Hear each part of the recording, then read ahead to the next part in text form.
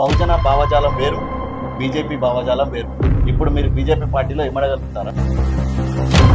Bahujan Samaj party రూపాన్ని మార్చేసినటువంటి పరిస్థితి. ఈ దేశంలో బహుజన సమాజ్ పార్టీ కోసం ప్రాణాలు అర్పించేటటువంటి సీనియర్ క్యాండిడేట్స్ కూడా ఈరోజు బహుజన సమాజ్ పార్టీలో ఉంటారు. ప్రవీణ్ సార్ కూడా బతకనీకపోయారు ఆ రాజకీయాల్లో. ఆయన అమ్ముడు పోతాడు అన్ని తెలుసు, అయినా కూడా నువ్వు టికెట్ కేటాయించినావు. పిఎం, కాంగ్రెస్, టీఆర్ఎస్ ఇట్లా చాలా ప్రతిపక్ష పార్టీలు ఉన్నాయి. స్పెసిఫిక్గా మీరు బీజేపీని ఎందుకు చూస్ చేసుకోరు?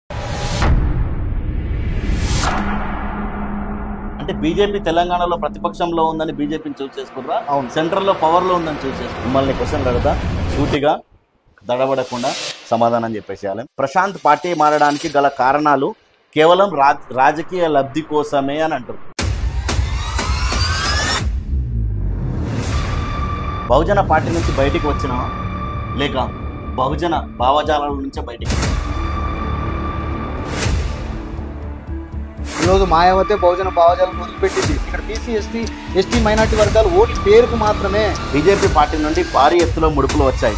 అందుకే ప్రశాంత్ బీజేపీ బాట వచ్చింది.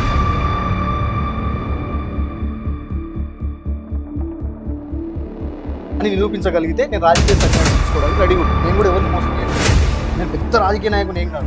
బీజేపీ పార్టీ మా హిందూ దేవుళ్ళను కించపరచకండి అని చెప్తా ఉంది తప్ప ఈ ముస్లిం దేవుళ్ళను మేము కించపరుస్తాం, లేకపోతే క్రిస్టియన్ దేవుళ్ళను మేము కించపరుస్తాం ఎక్కడ మాట్లాడు. ఇంతకుముందు ప్రశాంత్ దేవుడు అనేటట్టు కమ్యూనిస్ట్ పార్టీలో, ఇప్పుడు ప్రశాంత్ ముదిరాజ్ అనేట్టు. కేవలం ముదిరాజుల పిలుపుతోనే మీరు బీజేపీలో పోయారు. వాస్తవానికి పెద్ద మనిషి ఇక్కడికి వచ్చి ఎక్కడికి నా ఆఫీస్ దగ్గరకు వచ్చి ఎందుకు మరి అన్నమైన మాత్రం బీజేపీలో మిమ్మల్ని పదవి ఇస్తామని తెలిసిరా, పైసలు ఇస్తామని? వాళ్ళు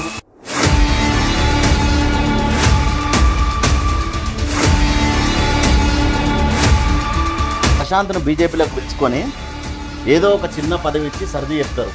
పూర్తిగా ఈ బీజేపీ భావజాలకు దానికి పూర్తి విరుద్ధంగా ఉన్నాం. మిమ్మల్ని గుర్తించి మీకు టికెట్ ఇచ్చిన బీఎస్పీకి మీరు ఏం చేశారు? ఎక్కడ కూడా ఆర్ఎస్ ప్రవీణ్ కుమార్ను శాంతు బేరసారా లాగేటాడు అని నీకు అప్పుడు తెలియదు. వాడు మిమ్మల్ని నిలబడి ఒక కూటి ఇట్లా వచ్చింది, వేడు బేరసారా లాగా. నేను కూడా బీఎస్పీ పార్టీ నేను ఎప్పుడు కామెంట్ చేయదలుచుకోలే. ఇప్పటి వరకు నీ నినాదం జైపీ మంత్రి, ఇప్పుడేముంటుంది?